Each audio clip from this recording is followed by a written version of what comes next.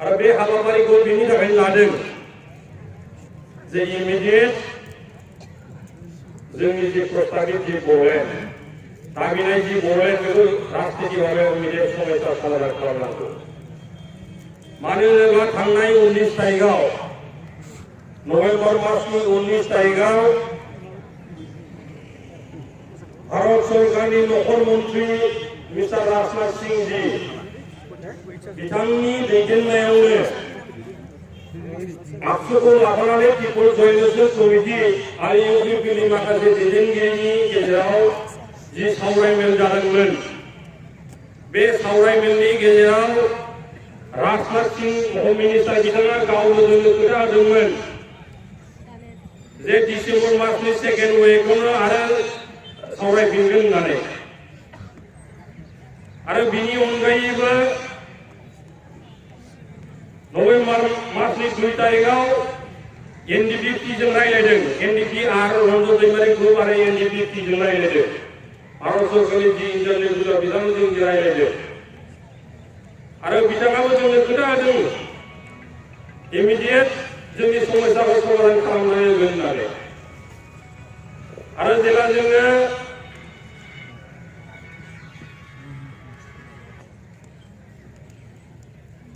थांनाय नभेम्बर मासनि 14निफ्राय 16 तारिखनि गेजेराव दिल्लीयाव जि धरना कार्यसुचि लादोंमोन सानथामनि हाबाफारिजों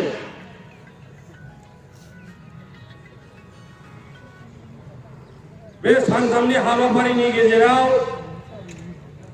जेला 14 तारिखखालि सेमिनार जाबाय 15 तारिख खालि जेला धरना जादोंमोन पार्लियामेन्ट स्ट्रीटआव भारत सरकारनिफ्राय जोंनि धरनाखौ मिथिनानै नुनानै इमिडिएट भावे एनडीपीनो जोंनो खबर हरदों जे नोंथांमोना जे बर'नि समस्याखौ समाधान लुबैदों आरो प्रस्ताबित बर'लेण्ड हिसाबै जि दाबि दावा बेखौ जि लुबैदों बर' मानसिफ्रा जि दाबिदों बेखौ बेयाव नोंथांमोनजों लोगोसे थाफानाय बर'फ्रा मतामत दंना गैया बेखौ जोंनाव मिथिनो लुबैदोंमोन। बेनिफ्राय जों बुंबाय दङ लोगो जोङो धरना जोबखांनायनि उनाव 15 तारिख खालिनो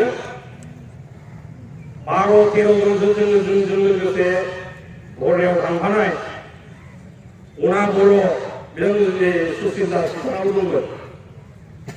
बेजों लोगोसे 12 जन जों लांफानानै लोगो हमबायदों। बेनिफ्राय जों दिन्थिदों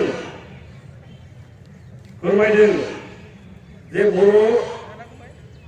बर'फ्राल' बर'लेण्ड लुबैया बेयाव थानाय गासै बर'फ्रानो दिनै बर'नि अनगायै गुबुन खाथि खाला थानाय गुबुन जातिफ्राबो बर'लेण्डखौ एसे भारतीय हिसाबै होनायाव जेबो बाजानाय गैया। जोंनो भक्तभोगि आरो जोंनो दाबिदों बेखौ बिथांमोना मेम'रेन्डाम आखाइ होदों। दा बेखौनो लोगो अखानायै सानसेनि उनाव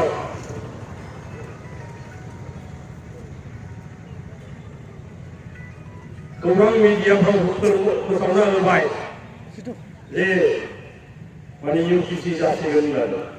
दा इउपिसि जायो ना मा जायो जों जेबो मिथिया,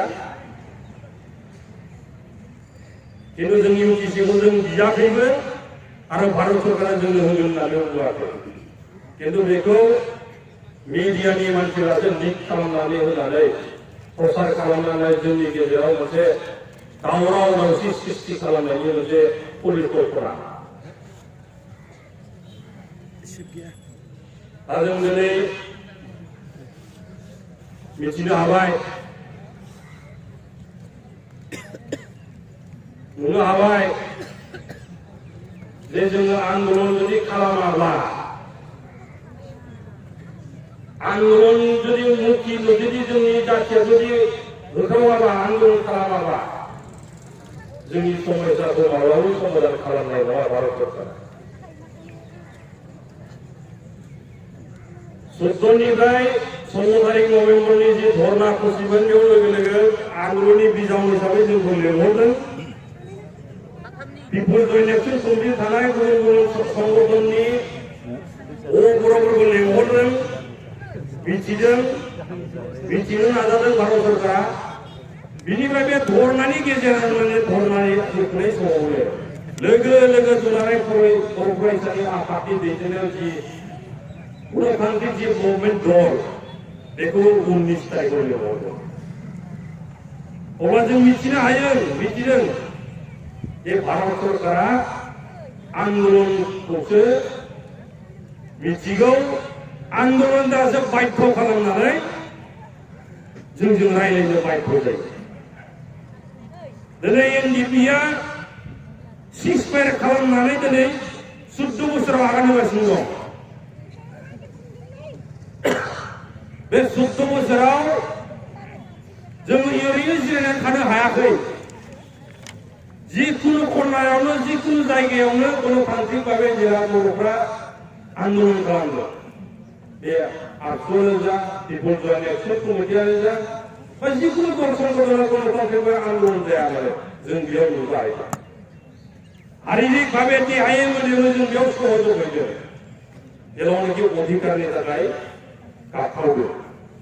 दा दिनैनि बे गाबखावनायावबो दिनैनि बे धरनायावबो एनडिपिआव दिनै सामिल जादों सहयोग होदों।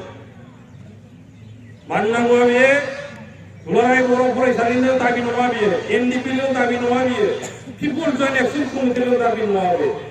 सोरहाबा संकसनिफ्राय आप टु सरियासिमहालागै ब्रह्मपुत्रनि साहा जि ओनसोलखौ बड'लेण्ड हिसाबै जों दाबिदों प्रस्ताबित खालामदों बे ओनसोलखौ लानानै जि जों जे दाबिजों राजनीतिक अधिकारजों जि आन्दलन खालामदों बे अधिकारखौ जुदि मोनोब्ला सारा बे ओनसोलनि बर'जों लोगोसे गुबुन गुबुन जातिफ्राबो बेयाव उपभोग खालामनो हागोन।